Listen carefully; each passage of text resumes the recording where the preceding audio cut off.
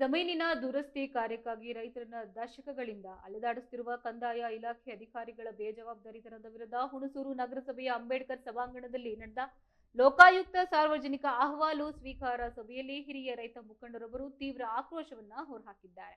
ತಾಲೂಕಿನ ಬೀಚಗನಹಳ್ಳಿ ಗ್ರಾಮದ ಹಿರಿಯ ರೈತ ಮುಖಂಡರಾದ ನಾಗರಾಜಪ್ಪ ಅವರು ಲೋಕಾಯುಕ್ತ ಇನ್ಸ್ಪೆಕ್ಟರ್ ವಿಜಯ್ ಕುಮಾರ್ ಅವರಿಗೆ ಅಧಿಕೃತ ಮನವಿಯನ್ನ ಸಲ್ಲಿಸಿ ತಮ್ಮ ದೀರ್ಘಕಾಲದ ಅಳಲನ್ನ ತೋಡ್ಕೊಂಡಿದ್ದಾರೆ.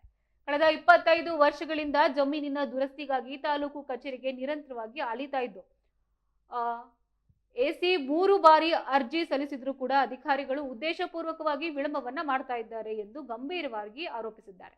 ಇನ್ನು ತಮ್ಮ ಬಳಿ ಸಾಗುವಳಿ ಚೀಟಿ, ವಿಭಾಗ ಪತ್ರ ಸೇರಿದಂತೆ ಅಗತ್ಯವಿರುವ ಎಲ್ಲ ಅಧಿಕೃತ ದಾಖಲೆಗಳು ಲಭ್ಯವಿದ್ರೂ ಕೂಡ ತಾರತಮ್ಯ ಎಸಗಲಾಗ್ತಾ ಇದೆ. ಇನ್ನು ಸುತ್ತಮುತ್ತಲಿನ ಹಾಗೆ ಪಕ್ಕದ ಜಮೀನುಗಳ ಸರ್ವೆ ಕಾರ್ಯ ಮುಗಿದಿದ್ರು ಕೂಡ ತಮಗೆ ಮಾತ್ರ ನ್ಯಾಯ ಸಿಗ್ತಾ ಇಲ್ಲ. ಸಾರ್ವಜನಿಕರ ಸಮಸ್ಯೆ ಬಗೆಹರಿಸೋಕೆ ಅಧಿಕಾರಿಗಳಿರುವಾಗ ತಮ್ಮನ್ನ ನ್ಯಾಯಾಲಯಕ್ಕೆ ಅಲಿಯುವಂತೆ ಮಾಡಿರೋದು ವ್ಯವಸ್ಥೆ ಸರಿ ಇಲ್ಲ ಎಂದು ಬೇಸರವನ್ನ ವ್ಯಕ್ತಪಡಿಸಿದ್ದಾರೆ. ತಾಲೂಕಿನಲ್ಲಿ ತಮ್ಮಂತೆ ಇನ್ನೂ 120ಕ್ಕೂ ಹೆಚ್ಚು ಮುಗ್ಧ ರೈತರು ಇಂತಹದ್ದೇ ಪೋಡು ಸಮಸ್ಯೆಗಳಿಂದಾಗಿ ಕಚೇರಿಗಳಿಗೆ ಅಲಿತಾ ಇದ್ದು ರೈತ ವಿರೋಧಿ ಧೋರಣೆ ತಳೆದ ಅಧಿಕಾರಿಗಳ ವಿರುದ್ಧ ಸೂಕ್ತ ಕಾನೂನು ಕ್ರಮ ಜರುಗಿಸಿ ತಮಗೆ ನ್ಯಾಯ ಒದಗಿಸಬೇಕು ಎಂದು ನಾಗರಾಜಪ್ಪ ಅವರು ಒತ್ತಾಯಿಸಿದ್ದಾರೆ. ಇನ್ನು ರೈತನ ಅಳಲನ್ನ ಆಲಿಸಿ ಮನವಿಯನ್ನ ಸ್ವೀಕರಿಸಿದ ಲೋಕಾಯುಕ್ತ ಇನ್ಸ್ಪೆಕ್ಟರ್ ವಿಜಯ್ ಕುಮಾರ್ ಅವರು ಈ ಕುರಿತು ಸಂಬಂಧಪಟ್ಟ ಕಂದಾಯ ಇಲಾಖೆ ಅಧಿಕಾರಿಗಳಿಂದ ತಕ್ಷಣವೇ ವರದಿಯನ್ನ ಪಡೆದು ಶೀಘ್ರದಲ್ಲೇ ಸೂಕ್ತ ಕಾನೂನು ಕ್ರಮ ಕೈಗೊಳ್ಳುವಂತೆ ಭರವಸೆಯನ್ನು ಕೂಡ ನೀಡಿದ್ದಾರೆ.